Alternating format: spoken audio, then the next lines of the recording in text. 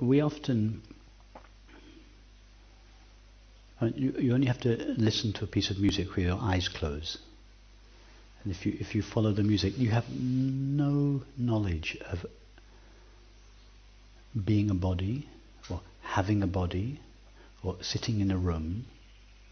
There is just hearing. That is, if you're listening to music and nothing else is going on, you're not thinking, your eyes are closed, the totality of your experience in that moment is hearing. You have no knowledge of being a hearer, or there being something called sound or music. There is just the experience of hearing. You have no knowledge of having a body, or of being a body, or of being a woman, or of being a particular age, or of being in England. All these things are added by thought. The raw experience is just unlimited hearing. You can't find an edge to hearing. In the experience of hearing, you find no beginning of it. You find no end of it. You find no limit to it. You find no location. You cannot say here, because what are you referencing as here?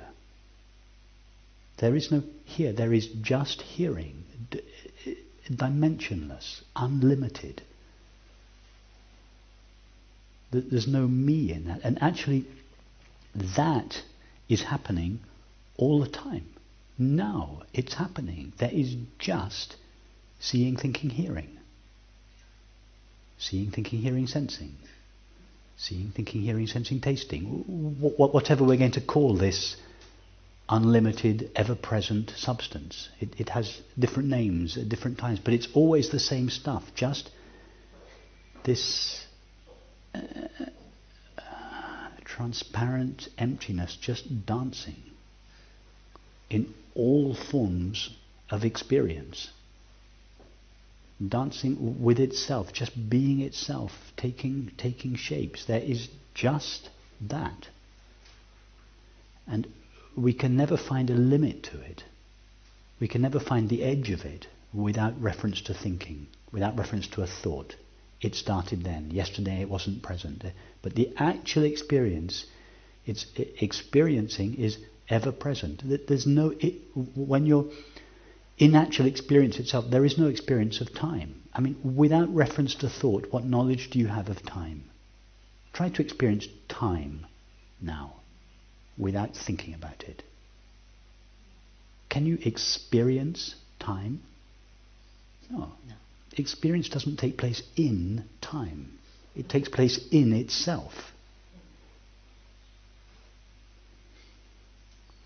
And as you say, when the middle of the night, for instance, there's just seeing. It's very good. Or as I was describing, when you're listening to music, there is just hearing. These are very potent experiences because there's just one thing going on. It's just seeing, and the seeing is just blackness.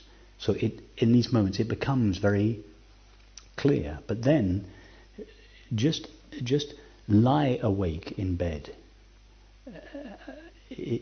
when it's black, and just, I'm sure you've done this, when it very slowly starts getting light. So very slowly you're just lying there, you're just watching over a period of a couple of hours, just form is beginning to emerge out of the blackness. The blackness is just taking the shape, very slowly, of colours and forms. Without thinking, again, we have no knowledge that is a room or a bed, or that I've been here before. It's just this blackness taking abstract shapes. Before thought comes in, it's just raw, intimate seeing. It's not a room. You're not even aware. Sometimes you can startle yourself, but when you remember your body. But your body is not present in the experience. It's just seeing. Seeing, seeing, seeing. And then you can allow that gradually, as the morning goes on, the multiplicity and diversity of objects begin to appear. But go do this meditation next time you're awake in the night. Go very, very slowly, and you'll see that at no point do you experience anything other than seeing. It's a mind that tells you you've woken up in a world. But your experience doesn't tell you that. Your experience just tells you seeing, seeing, seeing. Seeing taking new shapes. At what point do you contract inside the body and see an outside world? You never do. It's always just, and even now there is the pale shades of grey in the early morning have now assumed a colourful, but still it's the same stuff.